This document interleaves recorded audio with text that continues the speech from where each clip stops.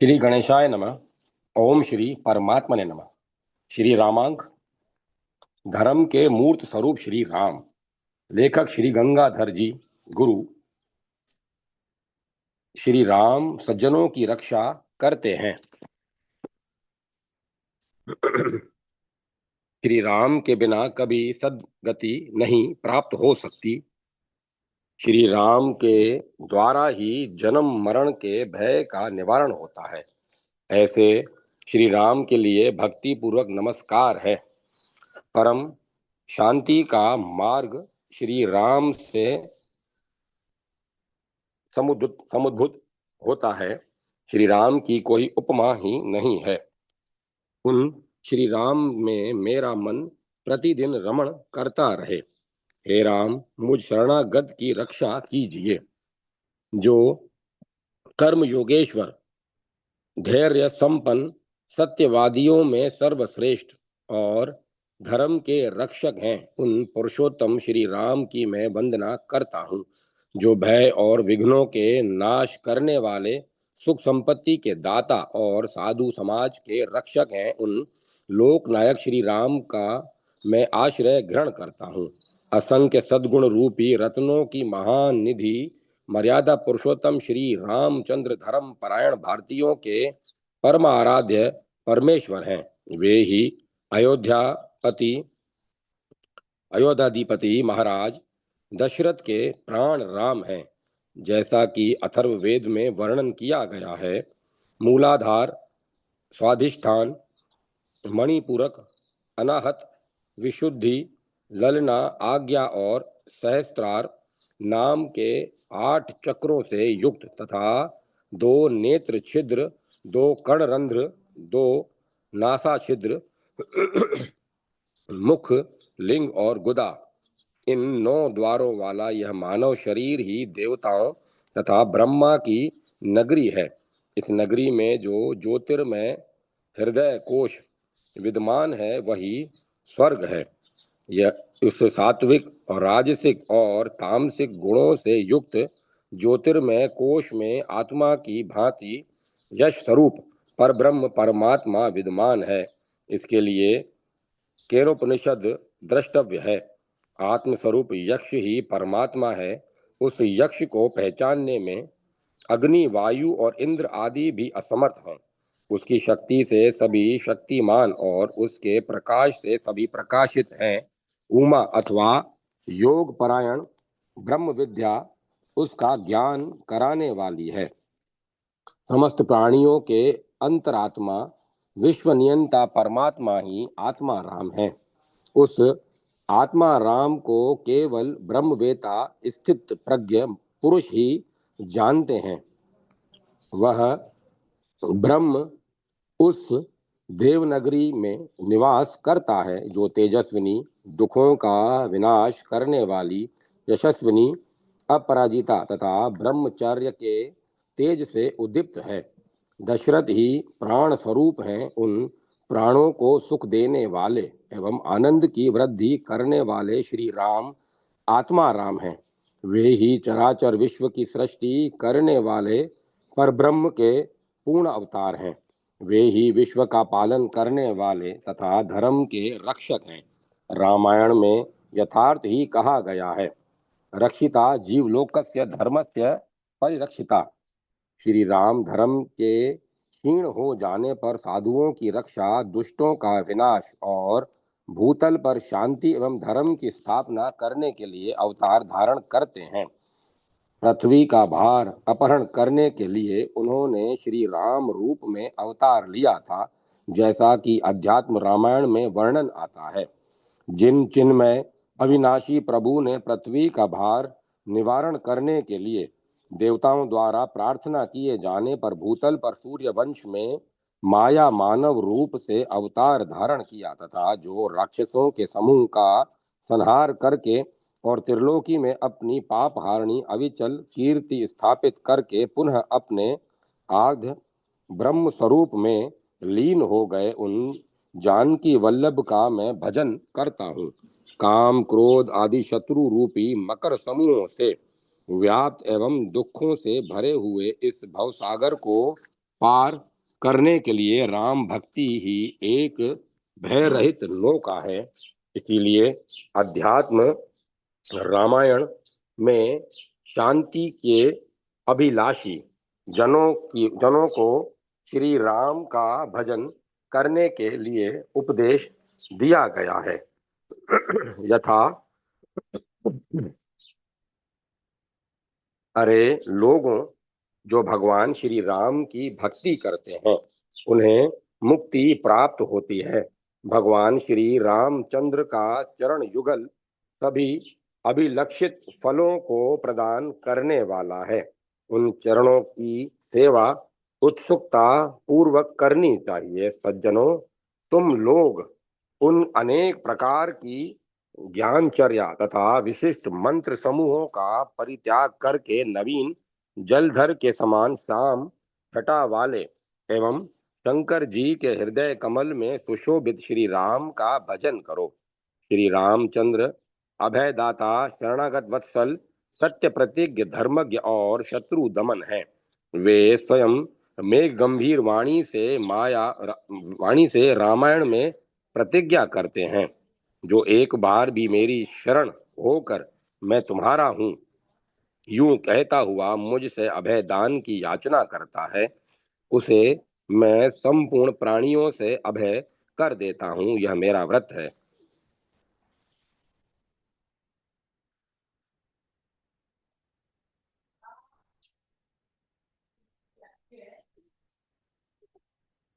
जो उनके गुण समूहों का चिंतन करता है, मनन करता है और निधि ध्यासन करता है, वह सौभाग्य युक्त होकर शांति लाभ करता है। उसका मानव जीवन सार्थक हो जाता है। धर्म पृथ्वी को धारण करने वाला, समाज का रक्षक, संपूर्ण सद्गुणों का प्रकाशक एवं दुर्गुणों का नाश करने वाला तथा मोक्ष द्वार के किवाड़ को खोलने वाला है।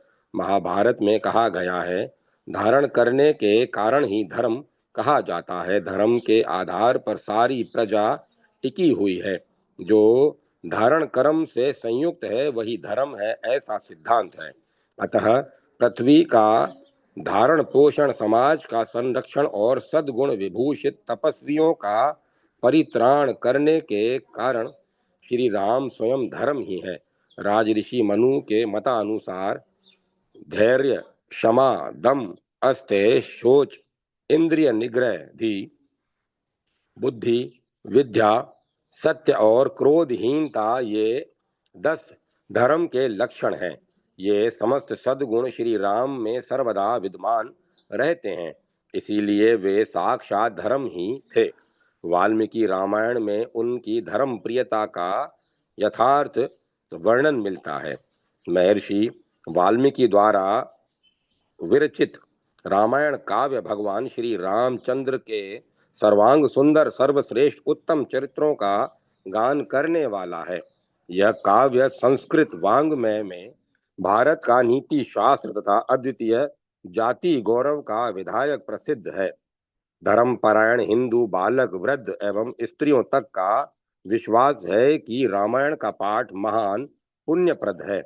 किम बहुना वे रामायण को वेद स्वरूप मानते हैं। राजऋषि मनु ने ठीक ही कहा है, संपूर्ण वेद धर्म का मूल है। मानवों के आत्मा के प्रकाश के लिए जो नीति, नियम और व्यवहार आवश्यक है, वे सभी वेदों से प्राप्त हुए हैं। वेद उपदेश देते हैं।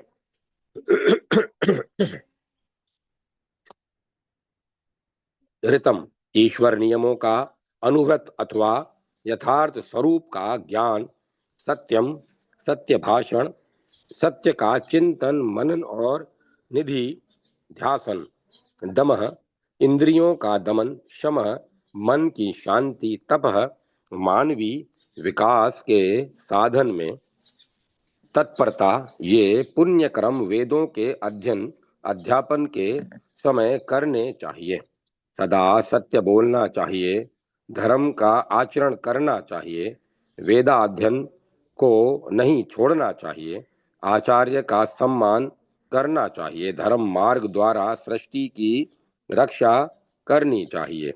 कभी सत्य से विचलित नहीं होना चाहिए, धर्म से च्युत नहीं होना चाहिए, श्रेयस्कर कर्मों का त्याग नहीं करना चाहिए, उन्नति के साधनों से हटना नहीं चाहिए। वेदों के अध्ययन अध्यापन त्याज्य नहीं है। देवताओं, विद्वानों तथा गुरुजनों की सेवा करनी चाहिए। माता तुम्हारी परम देवता हैं, उनकी आराधना करो। पिता तुम्हारे परम देव हैं, उनकी भली भांति पूजा करो। आचार्य की देवता के समान सेवा करो। अतिथि को देवतुल्य मानो और सेवा करो। जितने अनिध एवं श्रेयस्कर कर्म है उन्हीं का सेवन करना चाहिए। जो उत्तम आचरण है उन्हीं को तुम्हें ग्रहण करना चाहिए। अथर्ववेद मानव धर्म के संरक्षण तथा सम्यक पालन के लिए संज्ञान सूक्त के कल्याणप्रद एवं अशूण मनोहर भावों से युक्त वचनों द्वारा उपदेश दे रहा है।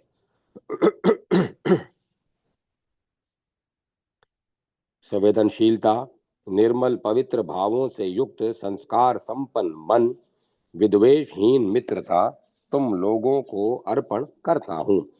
अवध्या गौ जैसे स्नेह पूर्वक अपने बछड़े का अनुगमन करती है, उसी प्रकार तुम लोग परस्पर अनुरक्त हो पुत्र पिता की आज्ञा का पालन करे और माता के प्रति भक्ति भाव रखे।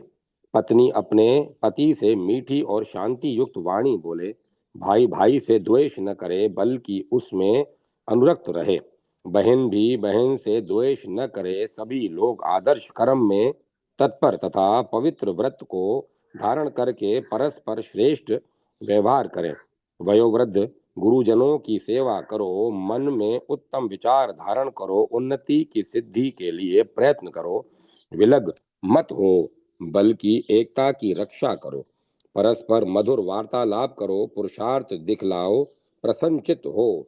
तुम लोगों का जलपान अन्न भोजन आदि भेदभाव रहित हो, संगठित रहो। जैसे नाभि के चारों ओर लगे हुए अरे चक्र की सेवा करते हैं, उसी प्रकार तुम लोग ज्योतिर्मय अग्नि स्वरूप परमात्मा की एक निष्ठ भक्ति से भली भांति पूजा करो।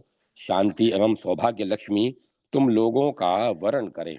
ये वेदों के उपदेश समूह मूर्ति रूप में शरीर धारण करके अयोध्या में राज परिवार को सुशोभित कर रहे हैं।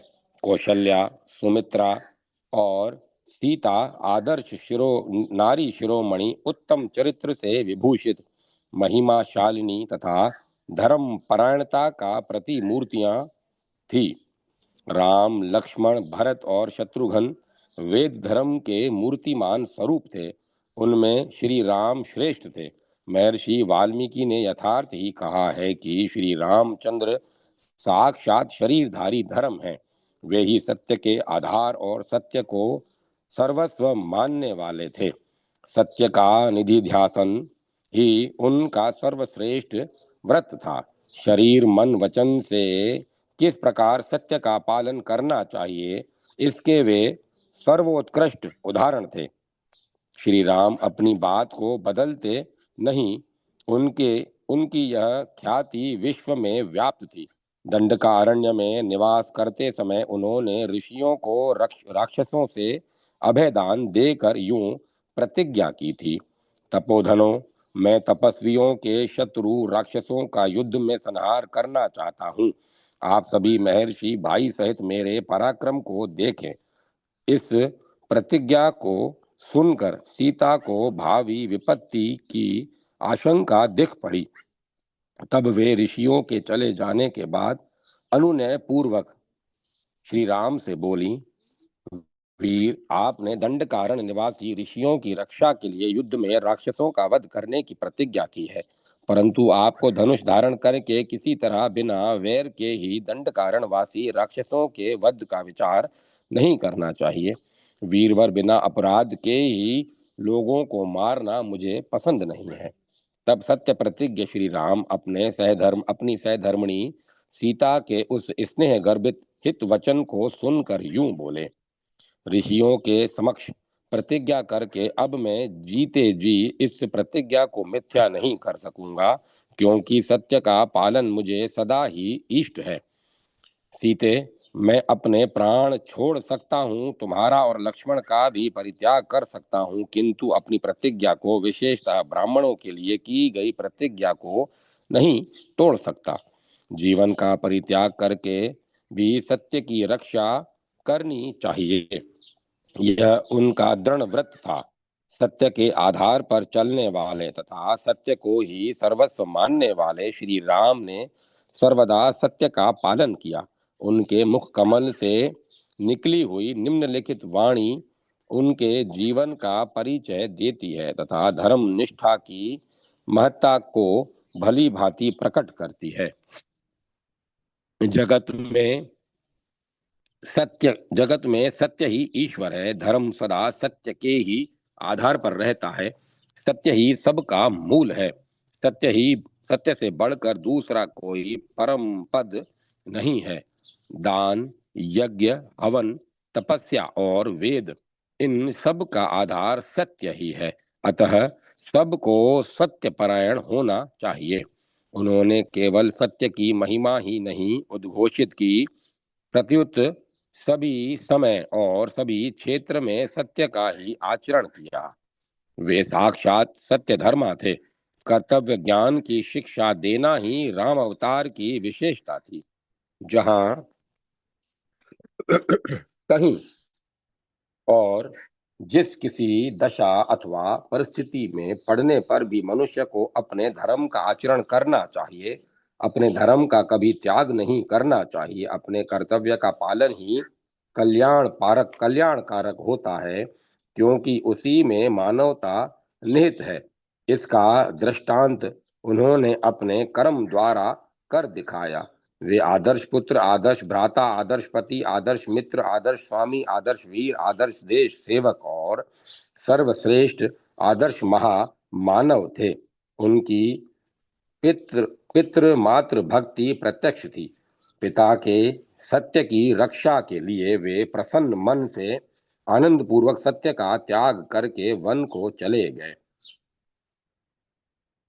पिता की पिता की सत्य की रक्षा के लिए वे प्रसन्न मन से आनंद पूर्वक राज्य का त्याग करके वन को चले गए। उनकी पितृ भक्ति कैसी सर्वोत्कृष्ट तथा अनुपमेय थी। उन्हें इसे इन्हीं का निम्नलिखित वचन समूह प्रकट कर रहा है। हे महाराज, मैं महाराज के कहने से आग में भी कूद सकता हूँ, तीर विष का भी भक्षण कर सकता हूँ और समुद्र में भी गिर सकता हूँ। महाराज मेरे गुरु, पिता और हितैषी हैं। मैं उनकी आज्ञा पाकर क्या नहीं कर सकता। मुझ में पिताजी की आज्ञा का उल्लंघन करने की शक्ति नहीं है। पिता की आज्ञा का पालन करने वाला कोई भी पुरुष धर्म से भ्रष्ट नहीं होता। वीर, धर्म का आश्रय लेकर रहने वाले पुरुष को पिता, माता अथवा ब्राह्मण के वचनों का पालन करने की प्रतिज्ञा करके उसे मिथ्या नहीं करना चाहिए। महाराज, हम लोगों के गुरु, राजा और पिता होने के साथ ही बड़े बूढ़े हैं। महाराज, हम लोगों के गुरु, राजा और पिता होने के साथ ही बड़े बूढ़े हैं। ये क्रोध से, हर्ष से अथवा काम से प्रेरित होकर भी जिस कार्य के लिए आज्ञा दें उसे धर्म समझकर हमें करना चाहिए। जिसके आचरण से क्रूरता नहीं है, ऐसा कौन पुरुष पिता के आज्ञा पालन रूप धर्म का आचरण नहीं करेगा। इसीलिए मैं पिता की इस संपूर्ण प्रतिज्ञा का यथावत पालन करने से मुंह नहीं मोड़ सकता। तात, वे हम दोनों को आज्ञा देने में समर्थ गुरु हैं और माता जी के तो वे ही पति, गति और धर्म हैं। यही कारण है कि मैं सीता और लक्ष्मण के साथ इस निर्जन वन में चला आया हूँ। यहाँ मेरा कोई प्रतिद्वंदी नहीं है। यहाँ मैं पिताजी के सत्य की रक्षा में तत्पर रहूंगा। राजेंद्र, तुम भी उनकी आज्ञा मानकर शीघ्र ही राज्य पद पर अपना अभिषेक करा लो और पिताजी को सत्यवादी बनाओ। यही तुम्हारे लिए उचित है। भरत, तुम मेरे लिए पूज्य पिता राजा दशरथ को कैकई के ऋण से मुक्त करो। उन धर्मज्ञ को नरक में गिरने से बचाओ और माता को भी आनंदित करो। बेटा पूत नामक नरक से पिता का उद्धार करता है। बेटा पुत्र नामक नरक से पिता का उद्धार करता है, इसीलिए वह पुत्र कहा गया है। यही पुत्र है जो वही पुत्र है जो सब ओर से पितरों की रक्षा करता है। पिताजी ने अपने जीवन काल में जो वस्तु बेच दी है या धरोहर रख दी है अथवा खरीदी है, उसे मैं अथवा भरत कोई भी पलट नहीं सकता। चंद्रमा से उसकी शोभा अलग हो जाए, हिमालय हिम का परित्याग कर दे अथवा समुद्र अपनी सीमा को लांघ कर आगे बढ़ जाए, किंतु मैं पिता की प्रतिज्ञा नहीं तोड़ सकता। श्री राम की मातृभक्ति भी अनिर्वचनीय थी। जो केकई उनके वनवास का कारण थी, वही उनकी मातृभक्ति की प्रशंसा करती हुई कहती है, मैं राम और भरत में कोई भेद नहीं समझती। मेरे लिए जैसे भरत आदर के पात्र हैं, वैसे ही बल्कि उससे भी बढ़कर श्री राम हैं, क्योंकि मैं वे कौशल्या से भी बढ़कर मेरी बहुत सेवा किया करते हैं। श्री राम के द्वारा सीता के प्रति कही हुई निम्नांकित वाणी उनकी मातृभक्ति की महिमा प्रदर्शित करती है। मेरी माता कौशल्या एक तो बूढ़ी हो गई है, दूसरे संताप ने उन्हें दुर्बल कर दिया है, अतः धर्म को ही सामने रख कर तुमसे वे विशेष सम्मान पाने के योग्य हैं।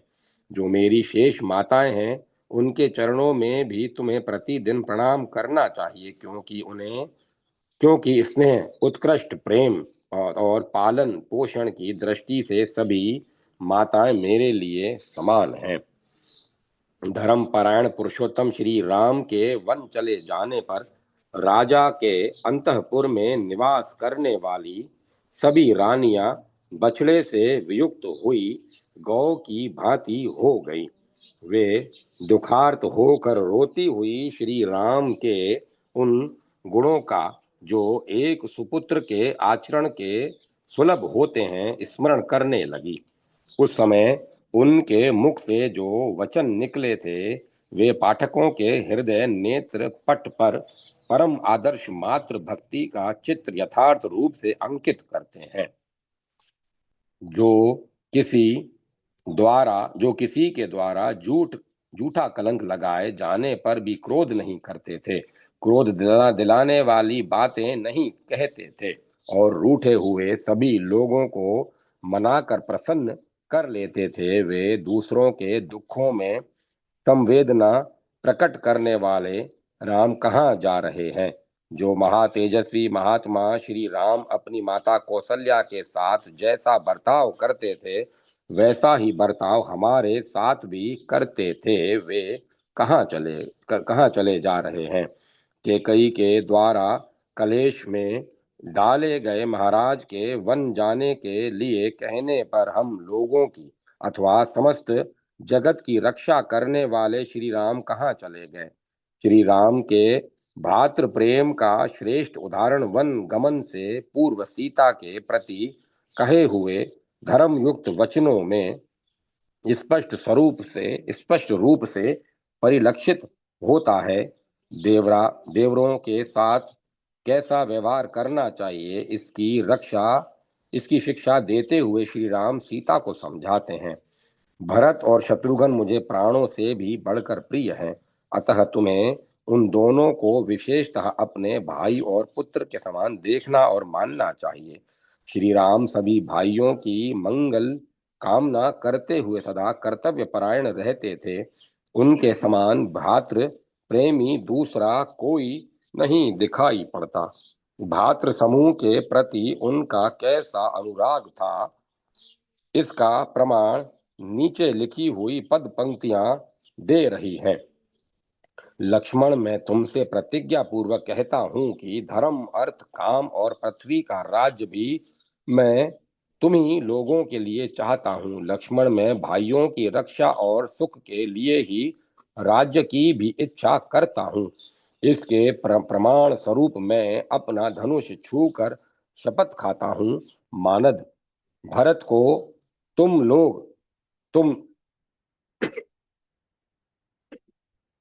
श्री राम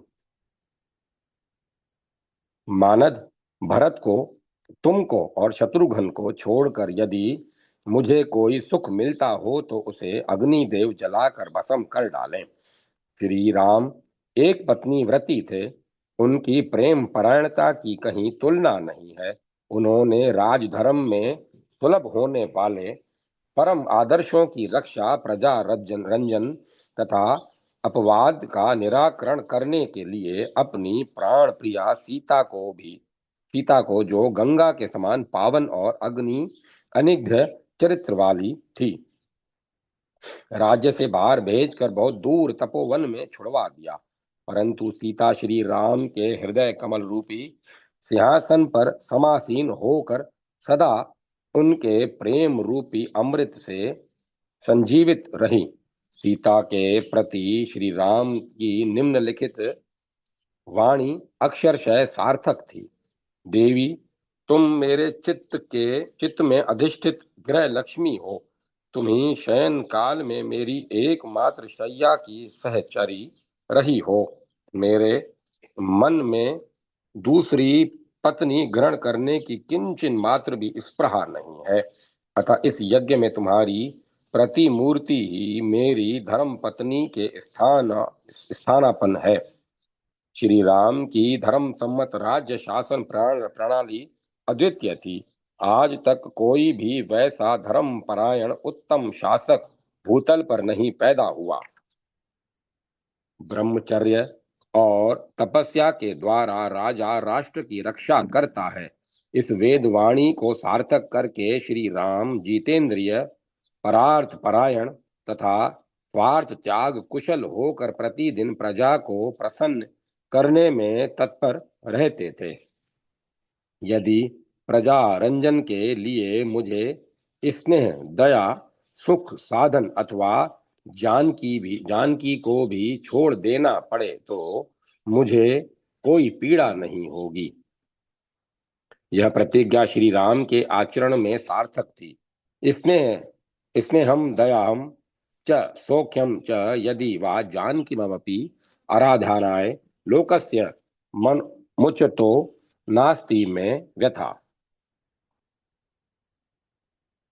यशस्वी पुरुषों का यश अपने शरीर की अपेक्षा भी अधिक महत्वपूर्ण होता है। फिर इंद्रिय विषयों की तो बात ही क्या है। यह कवि वचन उन यशोधन एवं सत्यपरायण श्री राम में चरितार्थ था, जहाँ ब्राह्मण और क्षत्रिय दोनों मिलकर सम्यक रूप से आचरण करते हैं। उस पुण्य लोक में अग्नि सहित सभी देवता निवास करने की इच्छा करते हैं। उपर्युक्त वेद मंत्र ने साक्षात मूर्तिमान होकर श्री राम के राज्य में निरंतर सुशोभित होते हुए प्रजा के कल्याण साधन में तत्पर रहकर राम राज्य की महिमा को त्रिलोकी में घोषित कर दिया। मानवता के प्रकाशक संपूर्ण सद्गुण रामचंद्र का आश्रय लेकर कृतार्थ हो गए। महर्षि वाल्मीकि ने ठीक ही लिखा है। नरशंसता अथवा कोमलता, दया, ज्ञान, श्रेष्ठ स्वभाव, इंद्रिय विजयी, मन की पूर्ण शांति, ये 6 सद्गुण पुरुषोत्तम श्री रामचंद्र की शोभा बढ़ाते थे। श्री राम के चरित्र एवं आचरण की सांगोपांग समालोचना असंभव है। वे किस प्रकार सभी लोगों के प्रिय, प्रजा के हितकारक और सर्वश्रेष्ठ शासक थे, इसका प्रमाण निम्नलिखित श्लोक दे रहा है। जहाँ राजा रामचंद्र नहीं है वह देश राष्ट्र नहीं हो सकता, बल्कि वह वन ही राष्ट्र होगा जहाँ श्री राम निवास करेंगे।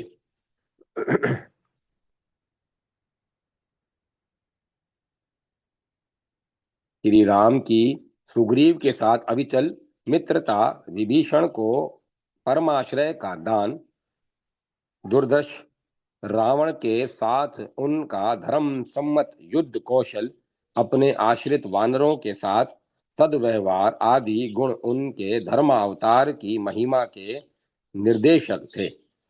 जैसे नीले रंग की ऊंची ऊंची तरंग मालाओं से व्याप्त रत्नाकर समुद्र में गंभीर युक्त सौंदर्य को देखकर भावुक जन विस्मित, स्तब्ध और आनंद पूर्वक हो जाते हैं, किंतु समुद्र के भीतर स्थित असंख्य बहुमूल्य रत्न समूहों को प्राप्त करना सबके लिए दुष्कर है। उसी प्रकार सद्गुण के सागर, धर्मावतार और तपहपुत आचरण की महिमा वाले श्री रामचंद्र के विश्व रूप दर्शन से भावुक भक्त, जिसका हृदय अनिर्वचनीय तथा परम सुंदर एवं समुज्वल भावधारा से समाविष्ट है, अपने को कृतार्थ मानता है। किंतु श्री राम के महनीय चरित्र के सम्यक वर्णन में सरस्वती की लेखनी भी असमर्थता का अनुभव करती है। श्री श्री राम ने सुचारू रूप से निपुणता पूर्वक विविध कर्मों के क्षेत्र में अपने कर्तव्य के पालन द्वारा जनता के समक्ष कर्म योग की महिमा प्रदर्शित की है। निम्नलिखित गीत के माध्यम से उनके संक्षिप्त जीवन परिचय का वर्णन किया जाता है। विवेकी जनों, सदा हर्ष पूर्वक अपने शरीर के द्वारा धर्म की रक्षा करो और सदाचार के तेज से असदाचरण का निवारण करो। अमृत अमृत तुम्हारे शरीर को निरोग कर दे अथवा प्राण ही चले जाएं, संपदाएं आए अथवा विपत्तियां कष्ट पहुंचाएं, ज्ञानवान का चित्त शौर्य से उद्दीप्त रहना चाहिए।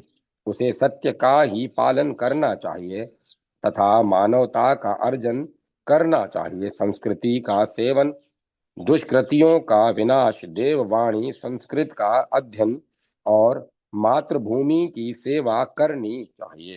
राष्ट्र की कीर्ति एवं गौरव की तथा धर्म के सार सर्वस्व की रक्षा के लिए मोक्षदायिनी वीरता धारण करनी चाहिए।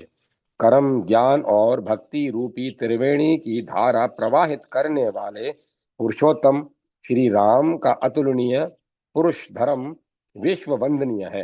धर्म के सर्वविध लक्षणों से संपन्न होने के कारण वे स्वयं मूर्तिमान धर्म ही थे। उसमें इसमें लेश मात्र भी संदेह नहीं है।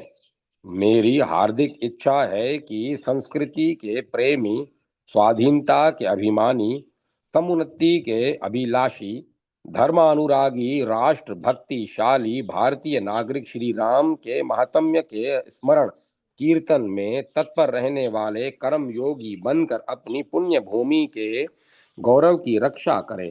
अंत में धर्म स्वरूप श्री रामचंद्र का मन में ध्यान करके विनय पूर्वक उनकी स्तुति करते हुए इस लेख का उपसंहार किया जाता है।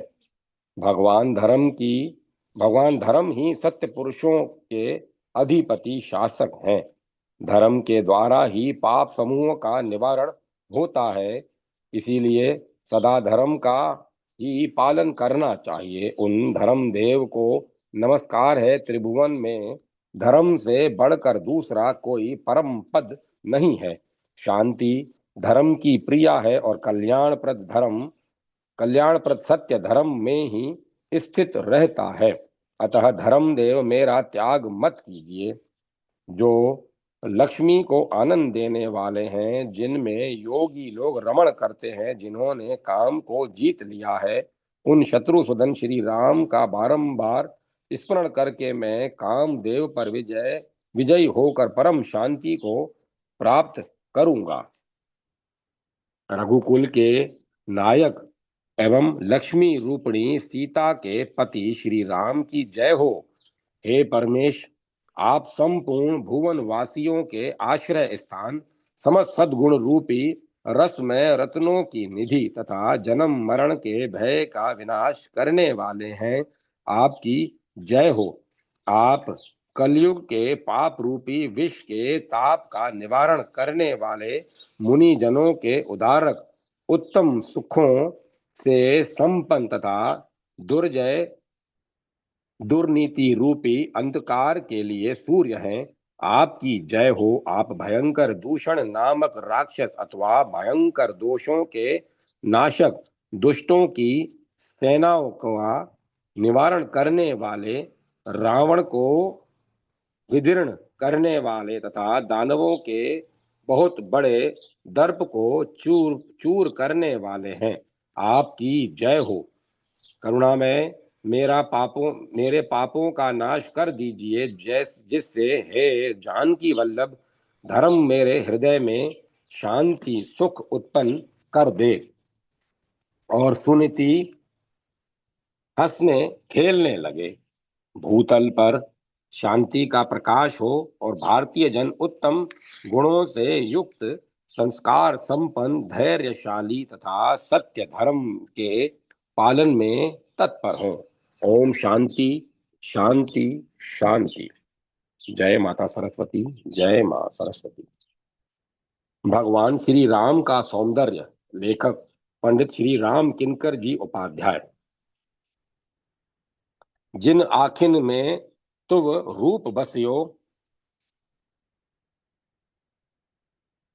उन आखिन सो सब देखिए का। जहां तक मानव सौंदर्य का संबंध है, अंतः सौंदर्य ही सौंदर्य है, अतः अंतः सौंदर्य ही सौंदर्य है, परंतु भगवान राम के संबंध में ऐसी बात नहीं है। जीव के समान उनमें अंतर बाहर दो नहीं है। वे जैसे स्वरूपतः सचिदानंद घन हैं, वैसे ही शरीरतः उनका शरीर नित्य निर्विकार एवं सचिदानंदमय है। चिदानंदमय देह तुम्हारी, इसी से उन्हें ब्रह्म कहे जाने वाले भाग में भी वही सौंदर्य है, और वह इतना है कि कवि स्वयं उन उसके वर्णन में नहीं नहीं कल्पना में भी सकुचाता है। विदेह नगर के राजपथ पर भगवान श्री राम अपने छोटे भाई श्री लक्ष्मण के साथ राशि राशि सौंदर्य बिखेरते हुए मंथर गति से आगे बढ़ रहे हैं। लोक लोचन सुखदाता सुख निदान दोनों भाइयों की अत्यंत सुहावनी मूर्ति देखकर बालक वृंद संग लग गए हैं, और वे उनके सौंदर्य रस का पान कर रहे हैं। बात की बात में यह समाचार सारे नगर में फैल गया। सब लोग अपने अपने काम धाम त्याग कर दौड़ पड़े अपने लोचनों का लाभ लेने के लिए। श्याम गौर युगल राजकुमारों की सहज सौंदर्य सुधा का पान करके सब अनिर्वचनीय आनंद में डूब गए। सब के सब विस्मित, चकित और मौन हो गए। युवतियां अपने अपने भवनों के झरोखों पर ही आ गई। हृदय अनुराग के रंग में रंग गया। आंखें निर्निमेष होकर रूप रस का पान करने में प्रमत्त हो गई।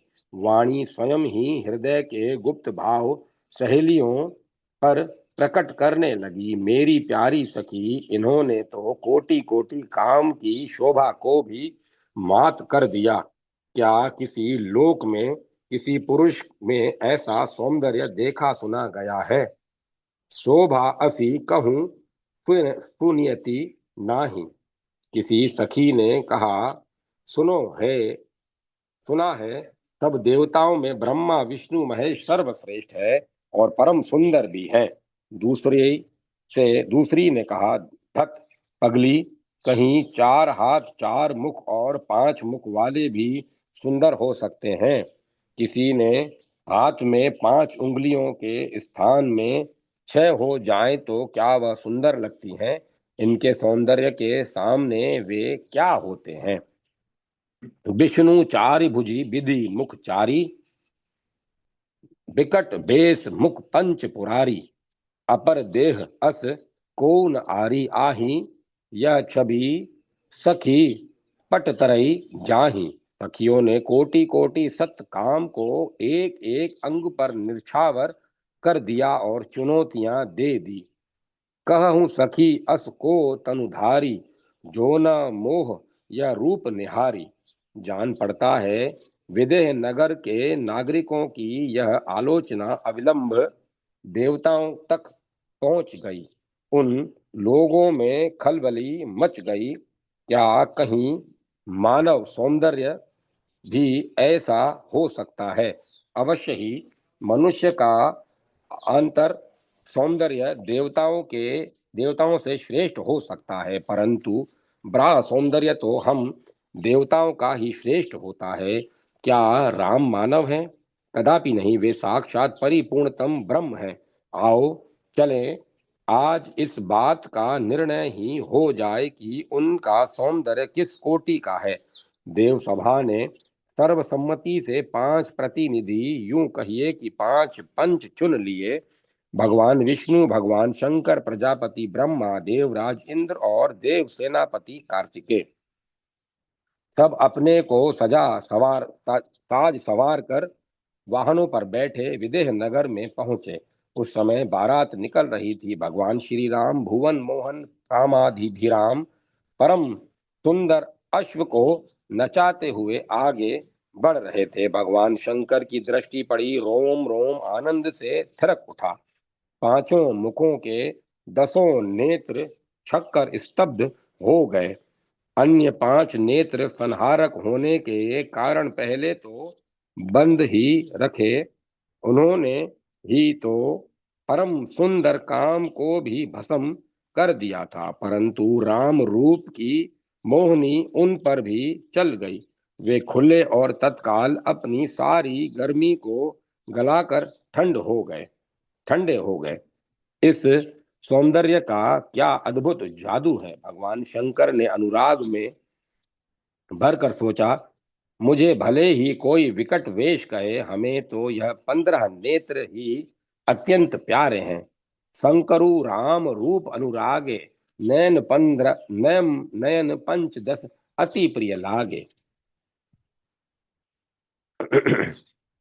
चतुर्मुख ब्रह्मा ने भी श्री राम रूप सुधा माधुरी का पान किया, परंतु वे एक साथ ही हर्षाने और पछताने भी लगे। यद्यपि राम रूप के दर्शन से हृदय में आनंद का समुद्र उमड़ रहा है, फिर भी भगवान शंकर की अपेक्षा घाटे में रहने का कारण पश्चाताप भी हो रहा है। यदि मेरे प्रत्येक मुख में 3-3 नेत्र होते तो कम से कम 12 नेत्रों से तो इस सौंदर्य का सेवन करता। यूं लोक पितामह ब्रह्मा थक भी रहे थे और पछता भी रहे थे। निरखी राम छवि विधि हर शाने, 8 ही नयन जानी पछताने। चराचर जगत में विष्णु भगवान सबसे सुंदर हैं। समुद्र मंथन के समय सभी जांच पड़ताल करके लक्ष्मी जी ने उनका वर्ण किया था। दोनों ही सुंदर हैं और सौंदर्य के पारखी भी। एक ही साथ दोनों ने भर आंख अश्व नचाते हुए दूल्हा के वेश में बने कौशल किशोर श्री रामचंद्र को देखा। शरीर की सुध बुध जाती रही, रूप की मोहिनी चल गई। सबको लुभाने वाला स्वयं लुभा गया, मोहित हो गया। हरि हित सहित राम जब जोहे, रमा समेत रमापति मोहे। स्वामी कार्तिकेय तो फले स्वामी कार्तिकेय तो फूले नहीं समाते थे। ब्रह्मा का पौत्र उनसे डेवड़ा पड़ गया। 6 सिर और 12 आंखें, रोम रोम से हृदय का उत्साह फूटा पड़ता था। वे भगवान राम की ओर निहारते निहारते व्यंग भरी मुस्कान से कभी कभी ब्रह्मा जी की ओर भी देख लेते। सुर सनेप उर बहुत कुछाहू, विदिते डेवड़ लोचन लाहू। देवराज इंद्र को सब लोग असुंदर मानते हैं, सारे शरीर में आंख ही आंख है, यह मानो उनके दुराचार की घोषणा थी। देवता दानव उनकी अंगुलियां उठा देवता दानव उनकी अंगुली उठ जाती देवता दानव सबकी उंगली उठ जाती, इंद्र का सिर लज्जा से झुक जाता। परंतु आज अपने सहस्त्र सहस्त्र नेत्रों से छविधाम श्री राम को देखकर वे अपना जीवन सफल कर रहे हैं और महर्षि गौतम के शाप को उनकी परम कृपा मान रहे हैं। महर्षि शाप न देते तो यह अनिद्र सौंदर्य सहस्त्र नेत्रों से देखने को कहाँ मिलता। ब्रह्मा विष्णु शंकर स्वामी कार्तिक सभी आज इंद्र के सौभाग्य पर आश्चर्यचकित हो रहे हैं, उसको सिहा रहे हैं और कह रहे हैं, अजू पुरंदर सम को नाही। यह तो देवलोक की बात रही। मानव लोक में इस सौंदर्य ने साधारण मोहिनी नहीं डाली। क्या थलचर, क्या नभचर, क्या जलचर, सभी इस अनुपम सुगराई पर रीझ गए। भगवान राम वन के बेहड़ मार्ग में चले जा रहे हैं। सहज क्रूर सांप बिच्छू एक बार उनके कोमल चरणों की ओर देखते ही स्तब्ध रह गए। साहस नहीं हुआ कि इन सुकुमार चरणों को कष्ट दें। जिनहि निरखी मग सापनी बिच्छी, तजहि विषम विषु तामस तीछी। सापनी भी यहाँ सा भी प्राय है। सर्पिणी अपने पुत्रों को भक्षण कर जाती है, इससे अधिक क्रूरता क्या होगी। पर उसकी क्रूरता को भी इस भुवन मोहन सौंदर्य ने शांत कर दिया। आकाश में उड़ते हुए पक्षी भी उड़ना छोड़ वृक्षों पर बैठे एक टक राम के सौंदर्य को निहारने लगे। बटोही राम देखते देखते उनके चित्त को चुराकर चलते बने और वे ठगे से बैठे रहे।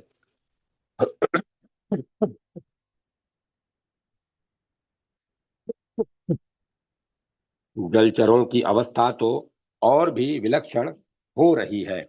समुद्र पर पुल बंध चुका, पर सेना की बहुलता के सामने पुल की विशालता नगण्य थी। चतुर चूड़ामणि ने इसका क्या बड़ा विलक्षण उपाय निकाला। वे जाकर पुल के एक किनारे खड़े हो गए। समुद्र की शोभा देखने के लिए क्षण भर में सारा समुद्र कुर्मों से आवृत हो गया।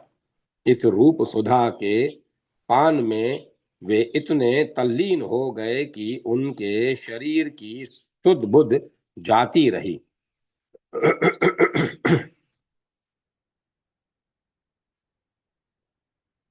उनका आपसी सहज वेर भूल गया, वे हटाने पर भी नहीं हटे। देखन कहूं प्रभु करुणा कंदा, प्रगट भय सब जलचर वृंदा। प्रभु ही इलोक ही तरही न टारे, मन हर्षित सब भय सुखारे। तिन्ह की ओट न देखहु बारी, मगन भय हरि रूप निहारी। भगवान ने वानरों को आज्ञा दी, आप लोग इन जलचरों के ऊपर से पार हो। बड़े बड़े विशाल काय वानर उनके शरीर पर से होते हुए पार हो गए, पर उन्हें इस रूप दर्शन में इतना आनंद आ रहा था कि उन्हें पता भी न चला कि कोई हम पर से पार हुआ। सेतु बंद भई बिर अति कपि, नभ पंथ उड़ाही ऊपर जल चढ़ी ऊपर, अपर जल चढ़ी ऊपर चढ़ी चढ़ी पारही जाही। यह है सौंदर्य का जादू। अब आइए कुछ मानवों की दशा देखिए। जो लोग सौंदर्य को सत्य मानते हैं, उन साधारण मानवों की बात हम नहीं करते। हम तो उनकी चर्चा करते हैं जो इस नाम रूपात्मक संपूर्ण विश्व को मिथ्या मानते हैं। बड़े से बड़ा लोभ या भय भी उन्हें अपनी निष्ठा से विचलित करने में समर्थ नहीं होता। पर राम के सौंदर्य से इस असंभव कार्य को भी संभव कर दिखाया।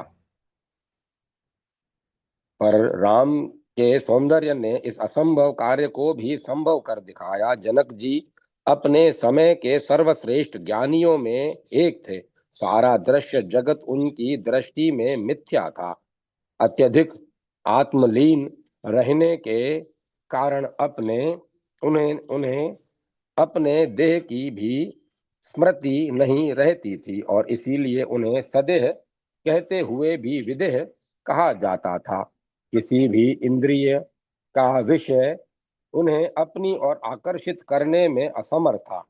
बड़े बड़े अरण्यवासी तपस्वी भी प्रणत भाव से उनके यहाँ ज्ञानोपदेश लेने आते थे। उनकी महत्ता को मानस में इस प्रकार अंकित किया गया है। जे बिरंची निर्लेप उपाय पदुम पत्र जिमी जग जल जाए। जासु ज्ञान रवि भव निसी नासा बचन किरण मुनि कमल विकासा। किंतु सांवरे राजकुमार की एक झांकी ने ही उन्हें अपनी निष्ठा से च्युत कर दिया। विश्वामित्र जी के साथ आए हुए उन राजकुमारों को एक बार आंख उठाकर देखा, फिर क्या था, टकटकी बांध बंद गई। हृदय से ब्रह्मानंद ने निकलकर न जाने कब इस परमानंद समुद्र में डेरा डाल दिया। राजा ने अपने विचार से अपने को बचाने की बड़ी चेष्टा की, पर नेत्र उनके आदेश को सुनते ही न थे। उनका सहज विरागी मन रागी बनकर बेकाबू हो गया। उन्हें लग रहा था यह सौंदर्य मिथ्या नहीं सत्य है। और इधर सभी लोग जनक की इस पराजय पर मुस्कुरा रहे थे। विश्वामित्र ने एक व्यंग भरी मुस्कान से पूछा, ज्ञानीराज, तुम्हारी यह क्या अवस्था। और अब तब उन्होंने स्वयं अपनी अवस्था का वर्णन कर दिया। सहज विराग रूप मनु मोरा, थकित होत जिमी चंद चकोरा। इन्हीं बिलोकत अति अनुरागा, बर बस ब्रह्म सुख ही मन त्यागा। इस रूपानंद के सामने भला क्या वह ब्रह्म सुख है भी किस गणना में है। इस रूपानंद के सामने भला वह ब्रह्म सुख है भी किस गणना में। सोई सुख लवलेस जिन बारक सपने हूँ नेहू ते नहीं गनही भगेश ब्रह्म सुख ही सज्जन सुमति। पर यह प्रवृत्ति मार्ग के ज्ञानाचार्य की बात है। आइए हम परम निवृत्ति परायण सनत कुमार आदि की ओर चलें। वे तो साक्षात भगवान ही हैं। चारों महर्षि बहुकालीन होते हुए भी बालक की सी अवस्था में यत्र तत्र घूमा करते थे। उनकी महत्ता मानस में इस प्रकार बताई है। ब्रह्मानंद सदा लय लीना, देखत बालक बहु काल लीना। रूप धरे जनु चारु बेदा चारु बेदा, समदर्शी मुनि विगत विभेदा। एक बार जब वे दंडकारण्य में अगस्त मुनि जी से राम कथा श्रवण कर रहे थे, एक प्रसंग ने उन्हें कुछ आश्चर्यान्वित कर दिया। राम के सौंदर्य को देखते ही जनक जी ज्ञान निष्ठ से च्युत हो गए। असंभव ज्ञानी की रूप पर आसक्ति विश्वास ही नहीं होता था। उन्हें अगस्त जी उनके विचारों को भाप गए। आपने मुस्कुरा कर कहा, अच्छा हो कि आप लोग भी एक बार परीक्षा करके देखें। चल पड़े अयोध्या की और आज उन्हें राम के सौंदर्य की परीक्षा लेनी थी। पता चला भगवान अवराई में विश्राम कर रहे हैं। वहीं महर्षि पहुंचे। चारों की दृष्टि एक साथ भगवान के कोटि काम कमनीय मंद स्मित मुख पर पड़ी। फिर क्या था, पलकें स्थिर हो गई, नेत्रों से झरझर आनंद के आंसू बह रहे थे। वे लोग अपने मन को रोकने के लिए ज्ञान को खोज रहे थे, पर ना जाने वह कब का हृदय से निकलकर भाग चुका था। भगवान इस दृश्य को देखकर मुस्कुरा पड़े। तीनों भाई आपस में संकेत करते हुए हंस रहे थे। मुनि रघुपति छवि अतुल बिलो की, भय मगन मन सके न रोकी। श्यामल गात सरोहर लोचन, सुंदरता मंदिर भव मोचन। एक टक रहे निमेष नव लावही, प्रभु कर जोर शीस नवावही। यश की श्रेष्ठता की सबसे बड़ी कसौटी शत्रु है। सरल कबित किरित बिमल सोई, आदरही सुजान सहज बयर बिसराई। रिपु जो सुनी करही बखान। और जब तक इस दृष्टिकोण से भगवान राम के सौंदर्य को देखते हैं, तब स्तंभित हो जाना पड़ता है। शत्रु भी साधारण नहीं, घोर क्रूर कर्मा नरभक्षी राक्षस। उनके कठोर स्वभाव का चित्रण कवि ने एक ही अधारली में कर दिया। सपने हूं जिनके धर्म न दया। इसने सहस्त्रों देव गंधर्व यक्ष मानव निरपराध होते हुए भी उनकी तीक्ष्ण धार तलवार के द्वारा टुकड़े टुकड़े किए जा चुके थे। फिर राम ने तो त्रिलोक विजयी राक्षसाधिपति रावण की बहन के नाक कान कटवा लिए थे। शूर्पणखा के द्वारा यह समाचार सुनते ही खरदूषण तिरछिरा क्रोध से में जल उठे। एक छोकरे का इतना साहस, अभी इसका फल चखाते हैं। 14,000 दानवी सेना क्षण भर में अस्त्र शस्त्रों से सुसज्जित हो गई और गर्जना करती हुई राम की कुटिया की ओर चल पड़ी। आकाश धूल से पट गया। भगवान श्री राम ने लक्ष्मण जी को आज्ञा दी कि सीता जी को छिपाकर रक्षा करो, और स्वयं जटाजूट बांध धनुष हाथ में लेकर युद्ध के लिए सन्नद्ध हो गए। सेना निकट आ गई। सब देखने लगे किसे मारना है। देखा, सामने एक सांवला राजकुमार तपस्वी वेश में खड़ा है। हाथ से अस्त्र शस्त्र गिर पड़े। उन्हें मारना इन्हें मारना होगा। इतना सुंदर, इतना सुकुमार, आज तक न जाने कितने परम सुंदर देवता उनके हाथों मारे जा चुके थे, पर उनके फौलाद के हृदयों को इस सौंदर्य ने पिघला दिया। और आज तक सर्वश्रेष्ठ विजयी ने अब संधि कर लेनी चाहिए। क्यों? क्या भय के मारे? नहीं नहीं, भय नाम की वस्तु ये सब नहीं जानते। वे स्वयं ही मंत्री को बुलाकर इसका कारण बतलाते हैं। सचिव बोली बोले खरदूषण, यह को नृप बालक नरभूषण। नाग असुर सुर नर मुनि जेते, देखे जीते हते हम केते। हम बरी जन्म सुनहु सब भाई, देख ही नहीं असी सुंदर ताई। यद्यपि भगिनी किन्हीं कुरूपा, बद लायक नहीं पुरुष अनूपा। यद्यपि राघवेंद्र ने इसका बड़ा कड़ा उत्तर दे दिया, जिसे सुनकर खरदूषण जैसे महान अभिमानी भी जल उठे। फिर भी उसने सेना को यही आज्ञा दी कि इन्हें जीवित पकड़ लाओ, जहां तक हो सके न मारे जाए तो अच्छा। पुर देहूं कहेऊ कि धरहूं, धाय बिकट बट रजनी चरा। यह है उनके दिव्य सौंदर्य का प्रभाव और उसकी कुछ झांकियां। एक बार इस दिव्य सौंदर्य को देख लेने पर यह चमड़े से ढका हुआ सांसारिक नर कंकाल किसे लुभा सकता है। इसीलिए यदि सचमुच सौंदर्य ही देखना चाहते हो तो हमारे राम की ओर देखें। जय माता सरस्वती। जय मां सरस्वती। ओम नमो भगवते वासुदेवाय। ओम नमः शिवाय। ओम नमो नारायण। जय माता जानकी। ओम ऐं ह्रीं क्लीं चामुंडाय विद्महे, राम लक्ष्मण जानकी जय। बोलो हनुमान। अब कथा को विराम दिया जाता है।